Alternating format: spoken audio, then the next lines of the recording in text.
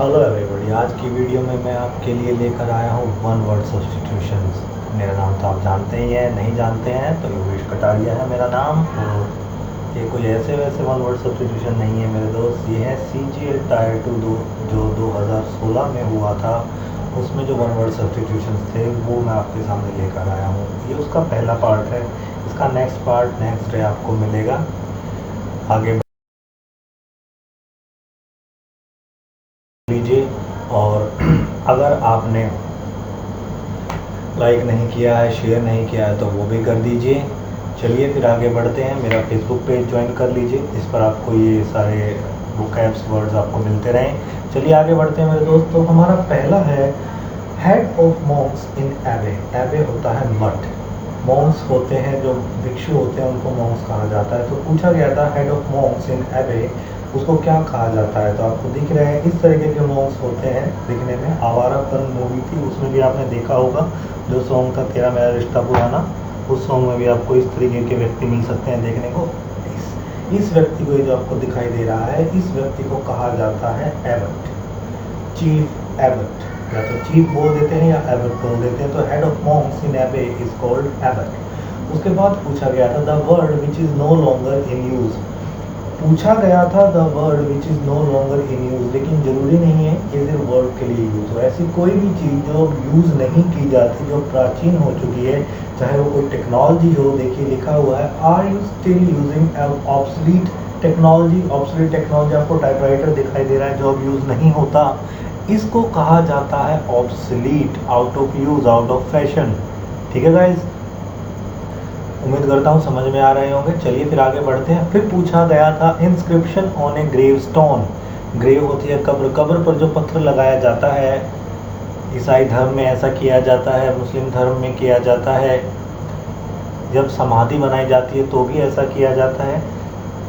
उस पत्थर पर ये जो वर्ड्स लिखे हुए होते हैं, जैसे ये लिखा हुआ है एक स्टोन पर, I will sleep in peace until you come to me, इनको कहा जाता है एपिटाफ। कब्र पर लिखे गए शब्द एपिटाफ, जैसे महात्मा गांधी जी की समाधि पर लिखे हुए हैं हे राम, वो एपिटाफ है। आगे बढ़ते हैं। Violation of that which is holy and sacred. Violation होता है विरोध करना किसी चीज़ का, किसका, जो होली हो और सेक्रेड हो, जो पवित्र हो, उसको विरोध करने को क्या कहा जाता है। ये फिगर में आपको दिखाई दे रहा होगा, कुछ लोग ईसा मसीह को लेकर जा रहे हैं, क्रॉस पर उनको बांधा गया था। आपने सुनी होगी ये कहानी, क्रॉस पर बांधा गया था, उनके दोनों हाथों में कील्स लगा दी गई थी ताकि वो कुछ भी ना कर सके बांधने की जगह। इस परिस्थिति को कहा जाता है सैक्रिलेज। जब आप किसी पवित्र वस्तु का उल्लंघन करते हैं, पवित्र वचन का उल्लंघन करते हैं, दैट इज कॉल्ड सैक्रिलेज।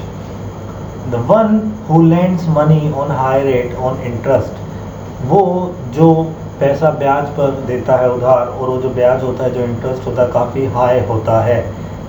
ठीक है, ये देख रहे हैं, आपको दिख रहा होगा इसमें किस प्रकार इस व्यक्ति ने सामने वाले व्यक्ति का खून चूस लिया है कि भाई उसको पैसा उधार दिया था, पैसा नहीं है तो खून दे, कुछ भी दे। इस प्रकार के व्यक्तियों को कहा जाता है अशरर, सूदखोर, महाजन। आपको मुंशी प्रेमचंद जी की कहानियों में ये देखने को मिलेंगे, सूदखोर, महाजन। Tending to associate with others of one's kind, अपने ही काइंड के, अपने ही प्रकार के व्यक्तियों के साथ, अपने ही ग्रुप के साथ एसोसिएट करने की प्रवृत्ति को क्या कहा जाता है। आपको दिख रहे होंगे ये पक्षी एक साथ घूमने हुए आते हैं, अपना एक पूरा झुंड इनका होता है। कभी आते हैं ये सुल्तानपुर झील में भी आते हैं, भारत में अलग अलग जगह पर आते हैं। इस प्रकार के झुंड को कहा जाता है ग्रेगेरियस, ग्रेगेरियस। ठीक है, अगला बढ़ते हैं। General pardon for offence against the state, दिखाई दे रहा होगा आपको, general pardon for offence against the state.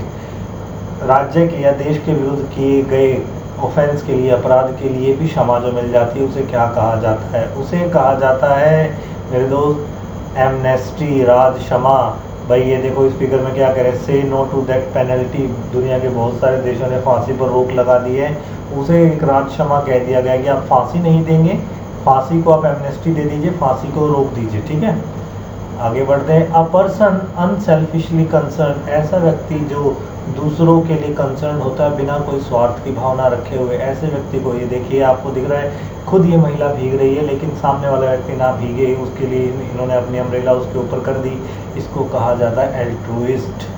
तो ये 8 जो थे, ये जो 8 वन वर्ड सब्स्टिट्यूशन थे, ये CGL 2016 टायर 2 में पूछे गए थे। आगे बढ़े दोस्त। तो देखिए अगली बात, one who believes in many gods, ऐसा व्यक्ति जो सभी प्रकार के या बहुत सारे भगवान में भरोसा रखता है को कहा जाता है। देखिए इस फिगर में क्या है, हर प्रकार के धर्म के लिए जो चिन्ह है, हिंदू धर्म, ईसाई धर्म, मुस्लिम धर्म और भी बहुत सारे धर्म हैं जिनका मुझे नाम भी नहीं पता, ऐसे सिख धर्म है, इसमें और भी अलग अलग मार्क्स हैं।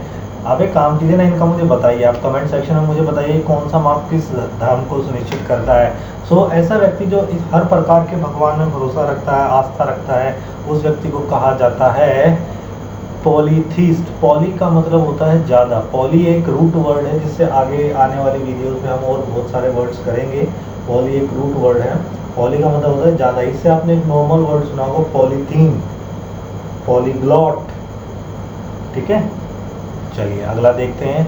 अगला है अ person motivated bye irrational enthusiasm. Irrational enthusiasm, एक ऐसा व्यक्ति जिसकी विचारधारा काफ़ी कट्टर हो, जो अपनी ही विचारधारा को लेकर मोटिवेट है कि बस यही है मेरे धर्म का नियम, यही है मेरे नियम। इस प्रकार के व्यक्ति को, एक मूवी थी जॉन ट्रेवोल्टा की, काफ़ी अच्छे ये स्टार है, वैसे ये पॉप डांसर भी हैं, इनकी मूवी थी द फेनेटिक। इसमें जो वर्ड है ना फेनेटिक मेरे भाई, फेनेटिक का मतलब होता है कट्टर। A person motivated by irrational enthusiasm is called phonetic.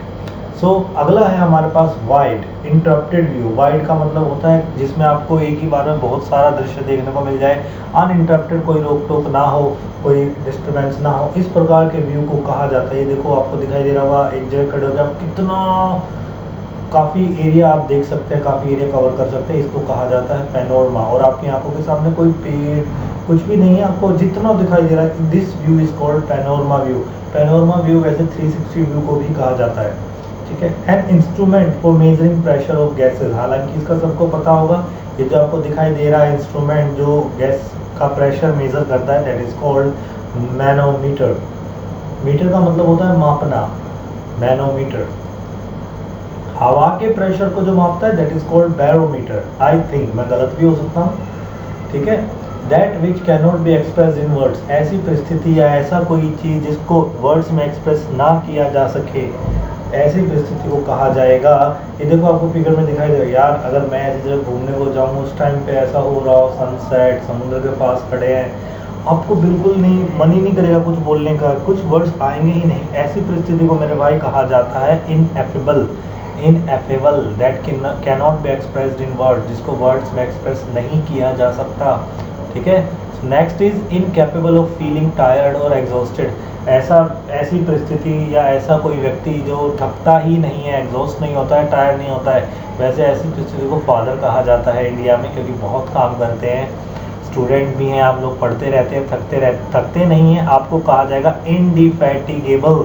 इंडिफैटिगेबल, देखो घड़ी दिखाई दे रही है आपको, घड़ी चल रही है, टाइम बढ़ता जा रहा है, लेकिन ये व्यक्ति अपने काम में लगा हुआ है, दैट इज कॉल्ड इंडिफैटिगेबल, जो थके ना जिसको, ठीक है। Next is a young person with exceptional abilities. ऐसा व्यक्ति जिसमें एक्सेप्शनल एबिलिटीज हो, टैलेंट हो, जो नॉर्मल व्यक्तियों में देखने को नहीं मिलता, ऐसे व्यक्ति को मेरे भाई कहा जाता है प्रोडिगी। प्रोडिगी का मतलब एक्सट्रीम टैलेंटेड, ठीक है। Next is a post with little work but high salary. दिख रहे हैं ये साहब आपको बैठे हुए हैं आराम से, काफ़ी, और इनका जो टी कप है उसके ऊपर कुछ लिखा भी हुआ है, जीनियस एट रेस्ट, अपना आराम कर रहे हैं, सैलरी इनको आराम करने की मिली जाएगी। इस परिस्थिति को कहा जाता है सिनेक्योर। सिनेक्योर मतलब अ post with little work but high salary. और ये है हमारे स्टूडेंट या हमारे चाइल्ड या एक ऐसी लड़की, जो भी आप कहना चाहें कह सकते हैं।